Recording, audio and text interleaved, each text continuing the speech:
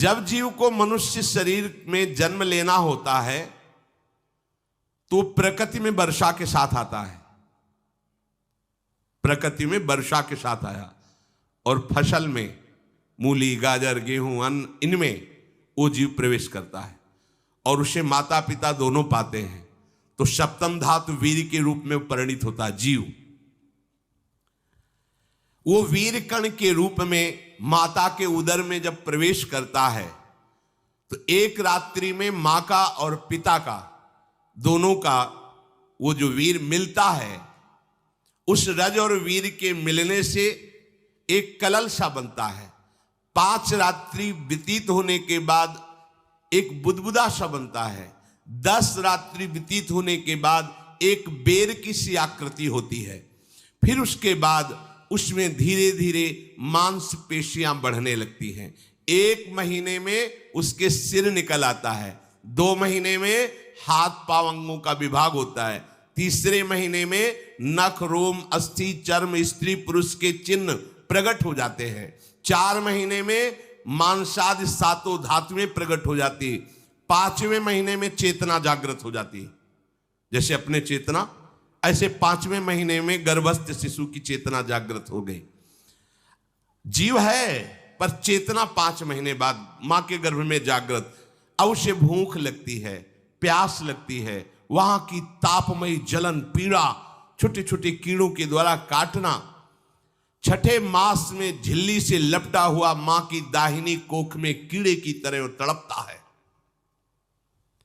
उस समय माता को कड़वे और खट्टे पानी की लालसा होती है, जिससे उसके अंगों में जाकर भयंकर जलन होती है। यह है भोग।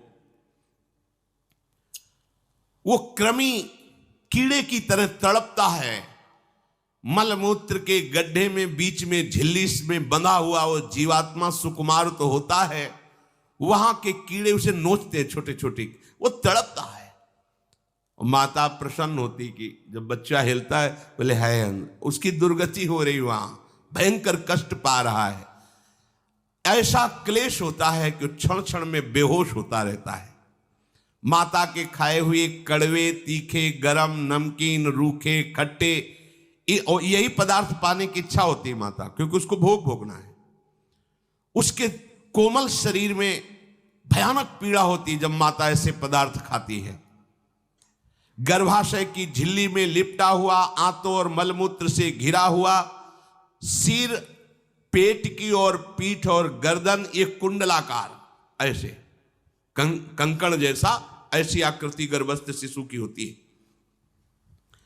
पिंजड़े में बंद पक्षी के समान पराधीन, ना तो वो हिलडुल सकता है ना बोल सकता है, बड़ा असमर्थ दुख को भोग रहा है, चेतना पूरी है। इसी समय भगवान द्रवित होकर उसे ज्ञान देते हैं, गर्भस्थ शिशु को, सबको। जे उसे ज्ञान होता है तो सैकड़ों जन्म के कुकर्मों से याद आते हैं, सैकड़ों जन्म के। ओहो, ये मेरे कर्म का ही फल, मैंने ऐसे कर्म किए इसलिए दुख भोग रहा हूं। बेचैन हो जाता है, कैसे निपट पाऊंगा, सैकड़ों जन्म के कर्म जमा है। अब महान अशांति उसके हृदय में, उस शरीर में भयंकर पीड़ा। कुंडलाकार शरीर है, हिल भी नहीं सकता है, बस कीड़े काटते, बड़ी तड़पन, बड़ी जलन, भूख प्यास की जलन। अब एक और भयानक जलन हुई, उसे स्मरण हो जाता है कई जन्मों के, सैकड़ों जन्मों के पाप कर्मों का। 7वां महीना आरंभ हुआ कि ज्ञान का उन्मेष हो गया। अब प्रसूति वायु उसे चला रही है, तड़पता है वो। सप्त धातु में स्थूल शरीर से बंधा हुआ वो जीव भयभीत होकर के पुकारता है, अगर कोई भगवान है तो एक बार मुझे यहां से निकाल दे। वो विनय करता है भगवान से, कोई अगर भगवान है जिसने मुझे इस बंधन में डाला है, एक बार निकाल दे, यहां से जाके केवल भजन करूंगा। जीव कहता, जंतुरुवाच तस्योपशन्नमवितुम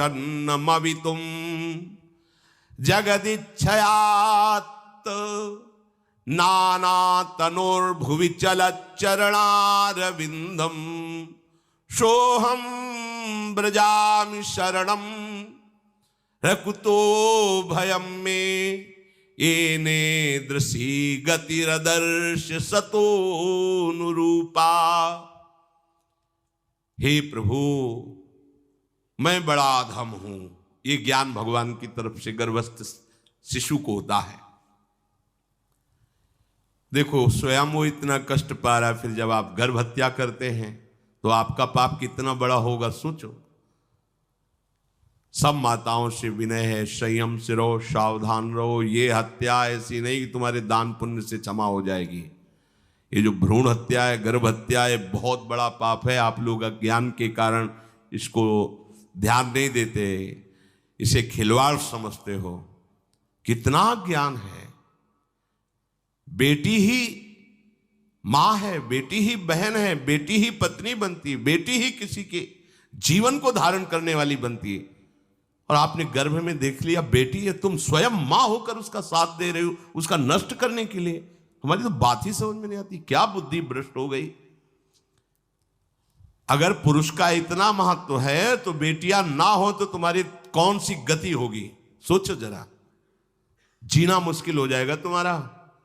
तुम पुरुष किस काम के रह जाओगे। तुम्हारा अर्धांग काट दिया जाए तो तुम कैसे होगे। ये स्त्री स्वरूप अर्धांग है। जिस घर में मां बहन नहीं है, स्त्री स्वरूप नहीं, श्मशान जैसा वो होता है। ध्यान दीजिए, ये बहुत बड़ी गलती है जो अपनी बेटियों की हत्या करते हैं। और ये वो पाप है जो अक्षम्य अपराध है। स्त्री हत्या करना शास्त्रों में बहुत बड़ा पाप कहा गया है। फिर वो तो बच्चा है, बिल्कुल नहीं। जिनसे हो गया है, श्रीमद् भागवत का सप्ताह मूल संस्कृत से सुनो और भगवान से प्रायश्चित प्रार्थना करो कि हे नाथ, भूल से गलती हो गई, दूसरा कोई उपाय नहीं। ध्यान से समझ लीजिए, तुम्हारे भ्रूण हत्या गर्भ हत्या के पाप को नष्ट करने में एकमात्र श्रीमद् भागवत समर्थ है, दूसरा कोई नहीं। कोई दान पुण्य तीर्थ स्नान तुम्हें क्षमा नहीं कर पाएगा। यह ऐसा महापाप है। अगर हृदय में जलन करके और मूल संस्कृत के द्वारा पूरी 7 दिन में भागवत श्रवण की जाए नियम से, तो भागवत समर्थ है, इस हत्या के पाप से भी आपको मुक्त कर देगी। जिनके ऐसे हत्या हो गई हो करवा लो, नहीं तो बुद्धि आगे भ्रष्ट करके तुम्हें हरि गुरु से विमुख कर देगा। ये पाप ऐसा नहीं कि तुम्हें 2-4 माला घुमाने से क्षमा हो जाएगा। ये महत अपराध है। सबकी समझ में नहीं आता, समझ जाओ, नहीं तो आप जहां भी हो वहीं से भ्रष्ट कर देगा। ये अपराध नष्ट नहीं होगा, श्रीमद् भागवत की कृपा से नष्ट हो जाएगा। ये हमें बहुत विश्वास है। श्रीमद् भागवत सप्ताहिकी ये है ही महामहिम। प्रेत योनि को प्राप्त धुंधकारी को सीधे भगवत पार्षद स्वरूप देकर परम पद में आरूढ़ कर दिया। केवल 7 दिन की मूल संस्कृत एक भी श्लोक नहीं छूटना चाहिए। अगर सप्ताहिकी का पारायण हो तो इस भ्रूण हत्या गर्भ हत्या से भी निवृत्ति मिल जाए।